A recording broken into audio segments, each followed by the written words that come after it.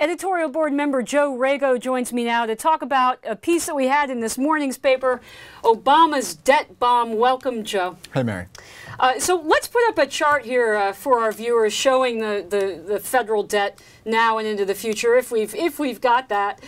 So the federal debt is surging to there it is, 70% of GDP this year, and the picture doesn't look very good after that. It's going straight up. Joe, what accounts for this blowout? Is that all Obamacare? No, what you're seeing in that chart is debt since 1790. So basically, debt held by the public, that's the kind we actually have to pay back since the start of the country, basically. And you see a big spike during World War II when debt rose to about 109% of GDP. That's sort of as a share of the economy. That came down over time, built up again during the Reagan years as the defense buildup increased deficits to win the Cold War.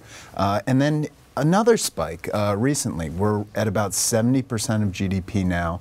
That's expected to rise to 109% again within 10, 15 years, and then keep rising. So what you're seeing is really the unsustainability of the federal budget in historical terms, really how unprecedented this is. If you look at the 1970s, since the 1970s, debt held by the public is held at about 40% of the economy. Joe, I want to look forward. We've got the CBO projections up here, 2012, 70%, but by 2026, 109, 2037, 200%.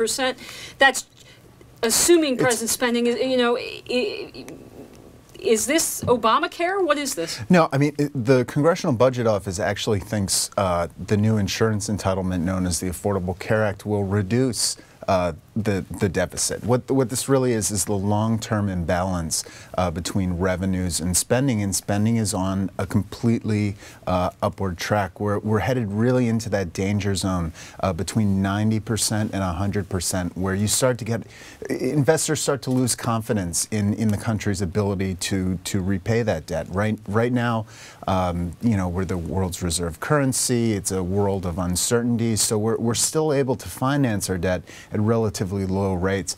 The real warning in the CBO report is that situation can't last forever. Yeah, well, not just that, but it's a static report, Joe. What happens if interest rates spike, for example? Well, CBO looks at some of those assumptions, and you see huge swings in the debt. You know, in 25 years, CBO projects that we're going to be at about 199% of GDP in terms of debt held by the public.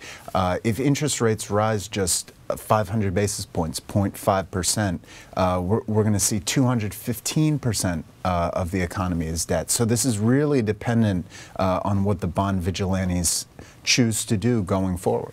Joe, these are really scary numbers. They're terrifying. 200%, 215%, it's just nuts. We've got about 30 seconds left. Does the CBO say anything about tax policy or give us any look forward of how we could get out of this mess? Well, right. There are two problems with this report. You know, it's not just an imbalance, it's that taxes have an effect on the economy, which the Keynesians who dominate CBO normally don't credit, but here they do. They say increasing marginal tax rates might dampen growth. I also think they have a fairly pessimistic outlook on the future growth of the economy. With the right policies, we could be growing a lot more than the 1 or 2% we've been seeing over President Obama's term.